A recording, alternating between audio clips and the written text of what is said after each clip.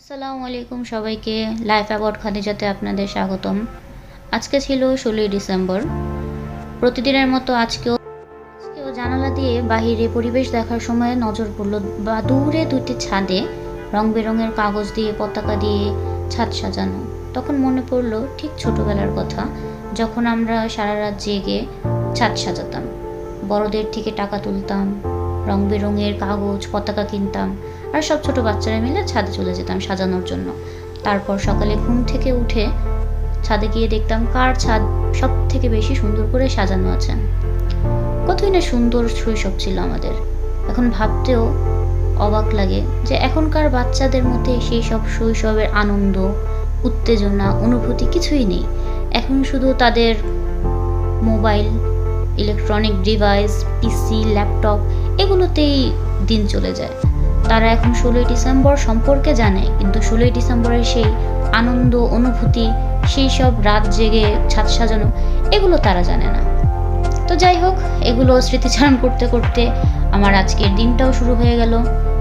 সব সময়ের মতো ঘুম থেকে উঠে ঘর পরিষ্কার করা, ঘর মোছা, সবাইকে ঘুম থেকে উঠানো, নাস্তা করা, তারপরে 1 কাপ চা খাওয়া। এরপরেও চিন্তা করা যে আজকে কী রান্না করব। তো যেহেতু আজকে একটা বিশেষ দিন ছিল, তাই সবার আবদার এই যে আপনারা দেখছেন ভালো মন্দ। আর ভালো মন্দ বলতে আমরা সকলেই মোটামুটি বিরিয়ানি, পোলাও, মাংস এগুলোই পছন্দ করি। তো আজকেও তার ব্যতিক্রম ছিল না। আজকের আবদার ছিল একটু পোলাও আর মুরগির মাংস। তো ভাবলাম মুরগির মাংস কীভাবে রান্না করা যায়। পরে মনে পড়লো আমার মায়ের হাতের সিক্রেট ইনগ্রিডিয়েন্ট দিয়ে একটা মুরগির ঝাল ঝাল রেসিপি। তো যেইভাবে সেই কাজ করে ফেললাম ঝরঝরে পোলাও আর এই মুরগির মাংসটি। ইনশাল্লাহ খুব শীঘ্রই এই ঝরঝরে পোলাও আর আমার মায়ের হাতের সিক্রেট রেসিপির এই ঝাল ঝাল মুরগির মাংসের রেসিপিটি খুব শীঘ্রই আমার চ্যানেলে পোস্ট করব। সবাই প্লিজ আমার চ্যানেলটি লাইক, শেয়ার অ্যান্ড সাবস্ক্রাইব করে রাখবেন। আর অবশ্যই বেল আইকনে টাচ করে রাখবেন, যাতে আমি ভিডিও ছাড়ার সাথে সাথে আপনাদের কাছে নোটিফিকেশন চলে যায়। আর এটা হচ্ছে আমার রান্না করা খাবার খেয়ে আমার ছোট বোনের রিভিউ। তার ইচ্ছে হচ্ছে উনি খাবে আর এটা ভিডিও করব, সেটা আমার ব্লগে দেওয়ার জন্য। তো সেজন্য সেই ভিডিওটা করছে যাতে আমি এডিট করে দিয়ে দিই।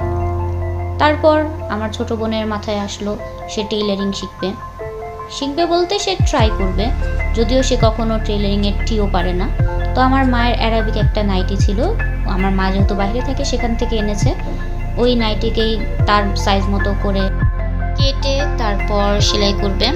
উনি বললো যে আমার সেলাইয়ের একটা ভিডিও করে রাখো, এটা ব্লগে দাও আর না দাও স্মৃতি হিসেবে থাকবে যে আমি কখনো সেলাইও করেছি।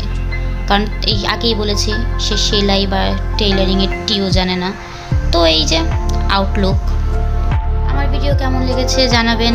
আজকের মতোই এখানেই শেষ করলাম। আল্লাহ হাফেজ।